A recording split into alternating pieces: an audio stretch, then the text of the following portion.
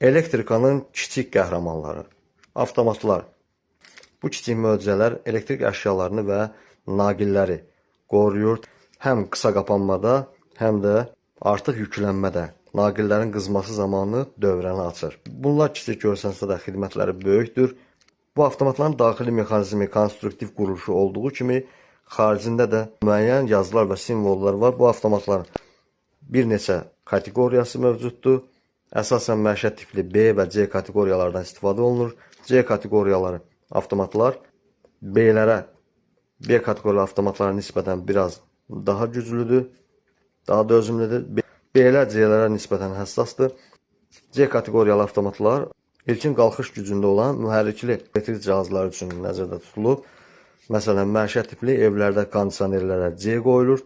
B isə ümumi işıqlanma və digər elektrik cihazlarını təhlükəsizliyini və onların kabelləşməsini, naqillərin artıq yüklənmədən, qızmadan qoruyur. Üzərindəki yazılar B, C kateqoriyaları, həmçinin 3000, 4000, 6000 dairə içərisində rəqəmlərlə yazılar və amperajlar.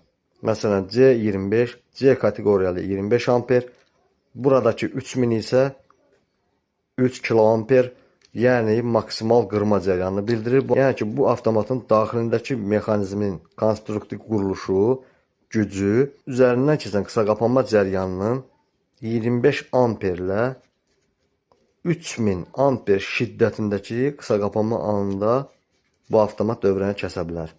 Lakin 3000 amperdən artıq bunun üzərinə şiddətdə qısa qapanma cəryanı keçərsə, avtomat sıradan çıxacaq, partlayacaq.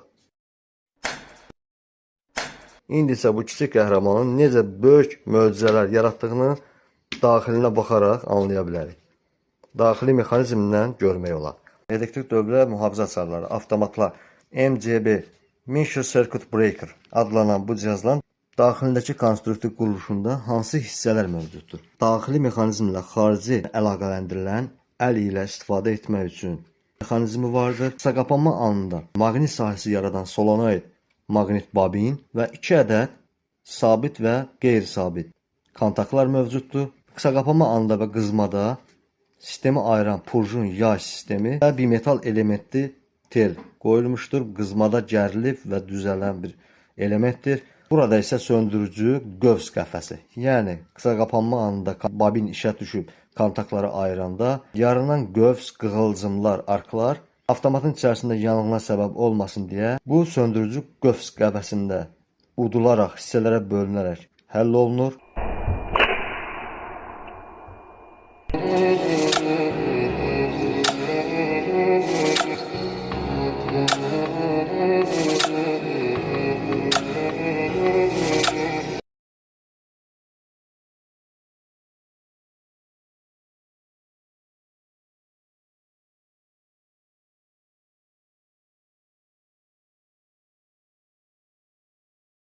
Qısa qapanma anında qısa qapanmanın şiddətindən asılı olaraq icazə verilən nominal cəryandan artıq qırma cəryanına qədər aralıqda amper şiddəti, cəryan şiddəti, amper axını yaranır.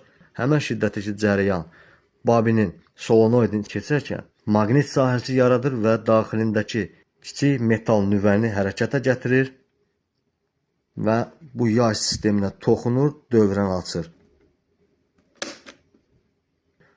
Bu qısa qapanmaya qarşı dövrəni açması. Burada isə bimetal bir element yerləşdirilib.